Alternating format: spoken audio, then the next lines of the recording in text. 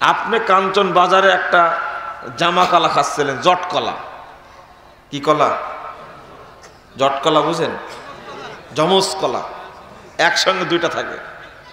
আপনার স্ত্রী এই গ্রামে আছে, আপনি কলা খাওয়ার সময় আপনার মনে হচ্ছে আব্দুল্লাহর মা দেখতে পেলে মনে হয় একটা ধমক দিত। বলেন তো আপনার ঈমান আছে কিনা? আছে? এই তো, আপনার ঈমান নাই। ঈমান নাই আপনার। আপনি যখন বাড়িতে কলাটা খাচ্ছেন, এই যমজ কলা খাচ্ছেন বাড়িতে, তখন আপনার স্ত্রী দেখে আপনাকে ধমক দিয়ে বলছে, এই তুমি কেন খাচ্ছ? ওর দাদাক দিলেই তো হয়। যমজ কলা যত খাবে কে? দাদি আর দাদা। মানে এদের আর বাচ্চা কাচ্চা হওয়ার সম্ভাবনা নাই। যমজ কলার পাওয়ার কত চিন্তা করছেন? কত পাওয়ার!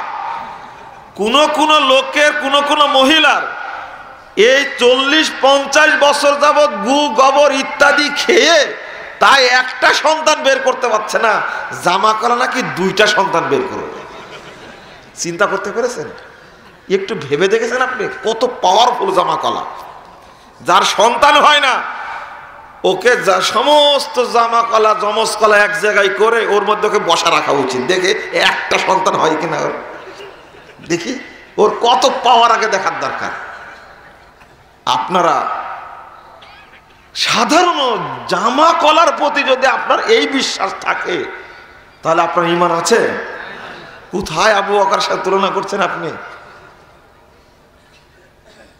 না। বিশ্বাসটা কেমন,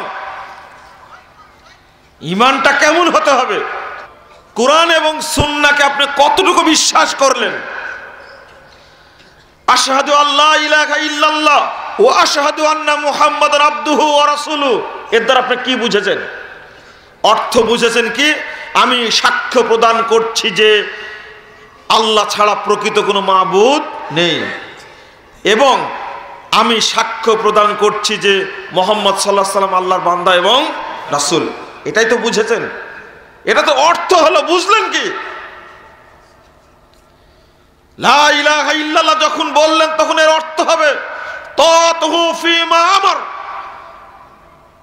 আল্লাহ যা নির্দেশ দিয়েছেন তার আনুগত্য করা। ওয়াজতিনাবু মা নাহা আনহু ওয়া জাসার, তিনি জাত থেকে নিষেধ করেছেন। কে?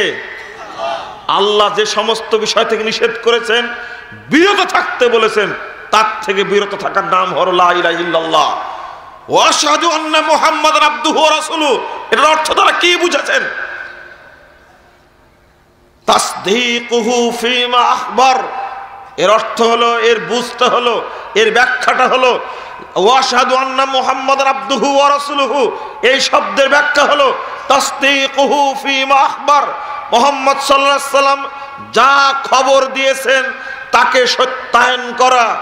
ওয়া আল্লা ইউবাদাল্লাহ ইল্লা বিমা শারআ, তিনি যে পদ্ধতি দেননি ওই পদ্ধতিতে ইবাদত না করা, আল্লাহর ইবাদত না করা। মানে মুহাম্মদ সাল্লাল্লাহু আলাইহি সাল্লামের পদ্ধতির আলোকে ইবাদত করতে হবে, এটা কালেমা শাহাদাতের মধ্যেই রয়েছে। আজকে টঙ্গীর মাঠের যে বিশাল মুনাজাত চলছে, এই মুনাজাত কি নবী কর্তৃক স্বীকৃত? তাহলে কি এটা করা যাবে? যাদিকে বুঝানো যায়নি, তাহলে ওর ঈমান কোথায় রয়েছে? কালেমা শাহাদাতের প্রতি তার ঈমান নেই। মুখ দিয়ে বলেছে শুধু, কিন্তু অন্তর দিয়ে স্বীকৃতি দেয়নি। আল্লাহ বলেছেন অন্তর দিয়ে বলতে হবে, রাসূল বলেছেন অন্তর দিয়ে বলতে হবে, মুখ দিয়ে বলার কথা বলেননি। অন্তর মিন কলবিহি, অন্তর থেকে বের হতে হবে। টঙ্গীর মাঠের এই অপবিত্র জায়গায় চলছে যেভাবে মানুষকে জমা করার জন্য কৌশল, তার চেয়ে সবচেয়ে উন্নত পবিত্র জায়গা হাদিসে ইঙ্গিত পাওয়া যায়, সেখানেই হবে কিয়ামতের মাঠ। সেটা হলো আরাফার মাঠ, যেখানে হাজিরা অবস্থান করে থাকে। বন্ধুরা আমার, রাসূল মুহাম্মদ সাল্লাল্লাহু আলাইহি ওয়াসাল্লাম বলেছেন খায়রুদ দুআয়ে দুআউ ইয়াউমি আরাফা, আরাফার দোয়া হলো আল্লাহর কাছে সর্বশ্রেষ্ঠ দোয়া। ছেলে মেয়ের জন্য বাপ দোয়া করলে দোয়া কবুল হয়, বাপ মা দোয়া করলে দোয়া কবুল হয়, জুমার দিনে দোয়া কবুল হয়, সিয়াম অবস্থায় দোয়া করলে দোয়া কবুল হয়, মধ্যরাত্রিতে দোয়া করলে দোয়া কবুল হয়, বৃষ্টির সময় দোয়া করলে দোয়া কবুল হয়, কাবা ঘর দেখেই হাত তুলে দোয়া করলে দোয়া কবুল হয়, পাথর মারার সময় দোয়া করলে দোয়া কবুল হয়, মুজদালেফাতে দোয়া করলে দোয়া কবুল হয়। তবে আল্লাহর নবী মুহাম্মদ সাল্লাল্লাহু আলাইহি ওয়াসাল্লাম বলছেন, 3585 নম্বর হাদিস সহিহ তিরমিজির মধ্যে এসেছে, খায়রুদ দুআয়ে দুআ ইয়াউমে আরাফা, আরাফার দোয়া হলো আল্লাহর কাছে সর্বশ্রেষ্ঠ দোয়া। আল্লাহ রাসূল বলছেন, মা মিন আইয়ামিন আইয়াতিকাল্লাহ আকসারা মিন ইয়াউমি আরাফা। 1348 নম্বর হাদিস সহিহ মুসলিম খুলুন। আল্লাহ নবী বলছেন, 360 দিনে যত মানুষকে আল্লাহ জাহান্নাম থেকে মুক্ত করে দেন, 360 দিনে যত মানুষকে আল্লাহ জাহান্নাম থেকে মুক্ত করে দেন, তার মধ্যে একমাত্র আরাফার মাঠে আরাফার দিন তার চেয়ে লক্ষ কোটি গুণ বেশি মানুষকে জাহান্নাম থেকে মুক্ত করে দেন। আরাফার মাঠের বরকত কত! 2892 নম্বর হাদিস ইবনে মাজাহ খুলুন। রাসূল সাল্লাল্লাহু আলাইহি ওয়াসাল্লাম বলছেন, আল্লাহ রাব্বুল আলামিন ওয়া হুয়াদনুকুম, ও সাহাবীরা শুনে রাখো, 360 দিনে আল্লাহ বান্দার যতটুকু নিকটে আসেন, 360 দিনে আল্লাহ প্রথম আসমানে আসেন, তার চেয়ে বেশি নিচে আসেন না। প্রথম আসমানে আসেন, তার চেয়ে বেশি নিচে আসেন না। কিন্তু একদিন আরাফার মাঠে আল্লাহ রাব্বুল আলামিন বান্দার সবচেয়ে বেশি নিকটবর্তী হন এবং ওয়াইবাইবিহিল মালাইকা, ফেরেশতাদের কাছে গর্ব পেশ করে বলেন, ও ফেরেশতারা, তোমরা এদেরকে সৃষ্টি করতে নিষেধ করেছিলে, মা আরাদা হাউলাই, দেখো তো তারা আজকে কি চাচ্ছে তোমাদের কাছে, কি চাচ্ছে তোমাদের কাছে। মুহাম্মদুর রাসূলুল্লাহ সাল্লাল্লাহু আলাইহি ওয়াসাল্লাম এই কথা বলার পর পরে বলছেন, শোনো সাহাবীরা শুনে রাখো, ওহুম উফদুল্লাহ, আল্লাহ রাব্বুল আলামিনের মেহমান হলো হাজীগণ যারা আরাফার মাঠে অবস্থান করছে, তারা সবাই হলো আল্লাহর মেহমান। দাহুম আজাবুহু, আল্লাহ রাব্বুল আলামিন তাদেরকে দাওয়াত দিয়েছেন, আল্লাহর ডাকে সাড়া দিয়ে তারা আরাফার মাঠে অংশগ্রহণ করেছেন। ফাআতাহুম মাসালুহু, এখন তারা আল্লাহর কাছে যা চাইবে আল্লাহ তাই দান করবেন। কি বুঝলেন আরাফার মাঠের বরকত? তাও বুঝাতে পারলাম না। 367 পৃষ্ঠা খুলুন সহিহ মুসলিম প্রথম খণ্ডের। নবী মুহাম্মদ সাল্লাল্লাহু আলাইহি ওয়াসাল্লাম বলছেন আরাফার মাঠের কথা, হাজিরা আরাফার মাঠে অবস্থান করে যারা, তারা বাদ দিয়ে ওই দিন পৃথিবীর যে যেখানে আছে সেখান থেকে যদি কেউ একটা সিয়াম পালন করে, মাত্র একটা, সিয়ামু ইয়াউমি আরাফা, আহতাসিবু আলাল্লাহ আইয়ুকাফিরা সানাতাল্লাতী ক্বাবলাহু ওয়াস সানাতাল্লাতী বাদা, কেউ যদি একটা সিয়াম পালন করে আরাফার দিনে, যারা হাজি নয়, যারা আরাফার মাঠে উপস্থিত নয়, তারা আরাফার মাঠের বাহিরে যারা অবস্থান করছে, তারা যদি একটা সিয়াম পালন করে ওই দিন, আমি আল্লাহর কাছে আশা পোষণ করছি বিগত 1 বছরের, সামনে 1 বছরের যাবতীয় পাপ আল্লাহ ক্ষমা করে দিবে। এরপরেও কি রাসূলের যুগ থেকে নিয়ে আজ পর্যন্ত সেই মাঠে এই আখেরি বেদাত হয়? বুঝেননি মনে হয় আমার আলোচনাটা। আমি কেন এইদিকে গেলাম বলেন তো দেখি।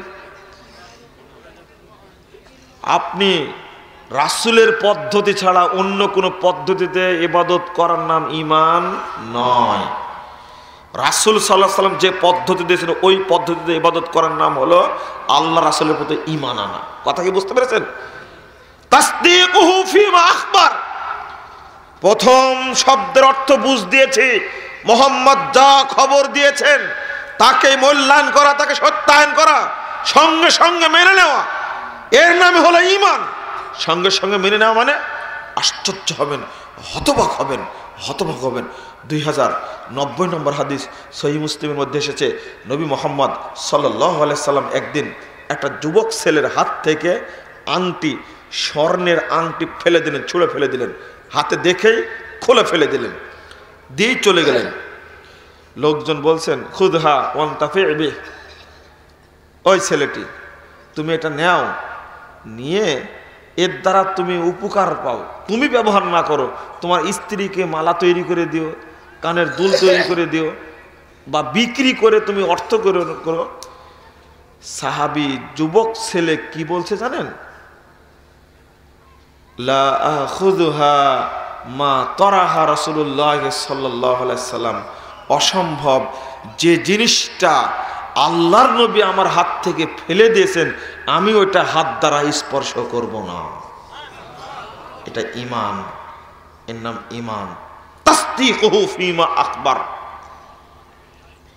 মুহাম্মদ সাল্লাল্লাহু আলাইহি ওয়াসাল্লাম খবর দিলেন, ওয়ানফিকু মিম্মা রাযাকনাকুম মিন ক্বাবলি আন ইয়াতি আহাদাকুমুল মাউত।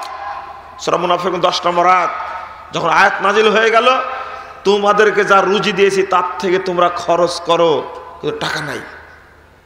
আল্লাহ বললেন, আয়াত নাজিল করলেন, তোরা খরচ করার কথা বললেন, কিন্তু টাকা নাই, টাকা কোথায় পাবে? কিন্তু হাদিসের প্রতি, এই আয়াতের প্রতি তো আমল করা লাগবে। 1415 নম্বর হাদিস সহিহ বুখারীর মধ্যে আছে, সাহাবী বলছেন, কুন্না নুহামিলু ফিস-সুক। আব্দুর রহমান বিন আওফ বলছেন, এই আয়াত নাজিল হওয়ার পর এই আয়াতের প্রতি আমি আমল করব। এই আমল করার ইচ্ছায়, টাকা নাই আমার কাছে, আমল করবে কি করে? চলে গেলাম সবাই বাজারে, চুপে চুপে বাজারে গেছি। যাওয়ার পরে আমরা কুলিগিরি করলাম, বুঝা টানলাম। কুলিগিরি বুঝেন? কুলিগিরি, কুলি আমি মাথায় করে বুঝা বহন করছি। রাতের অন্ধকারে ওকাস বাজারে সবাই দেখছি, আমি গেছি। ওই জায়গাতে যারা ছিল প্রত্যেকের ঈমান, ইন্না সাহাবাতা কুল্লুহুম উদুল, প্রত্যেক সাহাবী যে আদেল, যারা আয়াতটি শুনেছেন তারা প্রত্যেকেই নিজ নিজ সবাই বাজারে চলে গেছে, চুপে চুপে গিয়ে বুঝা টানছে। বুঝা টানার সময় একজনের সাথে আর একজনের দেখা হচ্ছে।